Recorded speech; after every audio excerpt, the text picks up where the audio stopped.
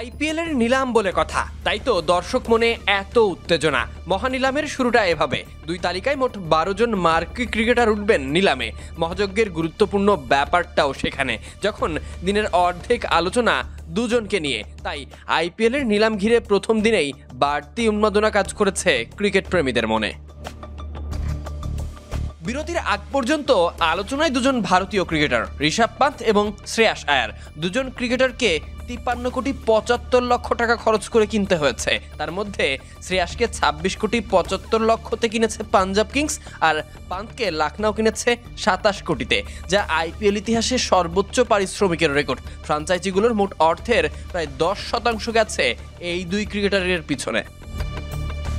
দামি ক্রিকেটারদের কাতারে ছিলেন ভেঙ্কটেশ আয়ারের নাম। শেষ পর্যন্ত ঘরের ছেলেকে ঘরে রেখে দিল কলকাতা নাইট রাইডার্স 24 কোটি টাকা দিয়ে। মোট ভারতীয় ক্রিকেটার কিনতে 28% টাকা খরচ হয়েছে।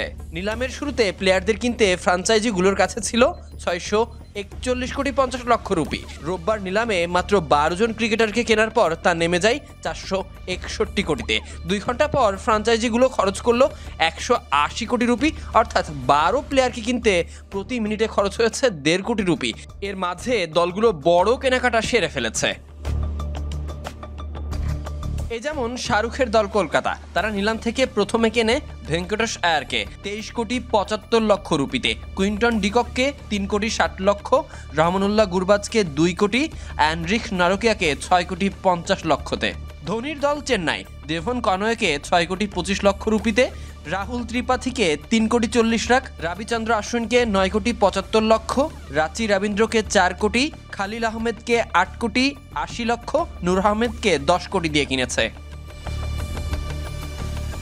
দামি খেলোয়াড় কেনা দল লখনউ ঋষভকে কিনেছে 27 কোটিতে, ডেভিড মিলারকে 7 কোটি 50 লক্ষ রুপিতে, এডেন মার্করামকে 2 কোটি, মিচেল মার্সকে 3 কোটি 40 লক্ষ, আভেশ খানকে 9 কোটি 75 লক্ষ। হায়দ্রাবাদ মোহাম্মদ সামিকে 10 কোটি, হর্ষা প্যাটেলকে 8 কোটি, ঈশান কিষানকে 11 কোটি 25 লক্ষ, রাহুল চাহারকে 3 কোটি 20 লক্ষ, অ্যাডাম জাম্পাকে 2 কোটি 40 লক্ষতে কিনেছে।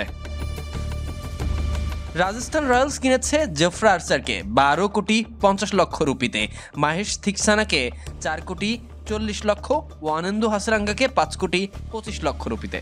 মুম্বাই টেন বোর্ডকে কিনেছে 12 কোটি 50 লক্ষতে, দিল্লি মিচেল স্টারকে 11 কোটি 75 লক্ষ, কেএল রাহুলকে 14 কোটি, হ্যারি ব্রুককে 6 কোটি 25 লক্ষ, জ্যাক ফ্রেজার মার্কবার্গকে 9 কোটি, নটরজানকে 10 কোটি 75 লক্ষতে কিনেছে। এদিকে পাঞ্জাব কিংস শুরুতেই বাজিমাত করেছিল আর্শদীপ সিংকে কিনে 18 কোটিতে। এরপর শ্রেয়াস আয়ারকে 26 কোটি 75 লক্ষ রুপিতে, যুজবেন্দ্র চাহালকে 18 কোটি, মার্কস স্টোনেসকে 11 কোটি, গ্লেন ম্যাক্সওয়েলকে 4 কোটি 20 লক্ষ রুপিতে। টাকার অঙ্কে প্রথম দিনে পাঞ্জাব সব থেকে বেশি খরচ করেছে। দল হিসেবেও তারা যেন এখন এগিয়ে আছে। এত সব ফ্র্যাঞ্চাইজির দল গোছানোর ব্যস্ততায় দল পাননি কোনো Bangladeshi cricketer. David Warner, Jonny বেয়ারস্টোর মতো বিদেশি ক্রিকেটাররাও আছেন অবিকৃত অবস্থায়। Sadiq Ahmed Sunny, BD sports time.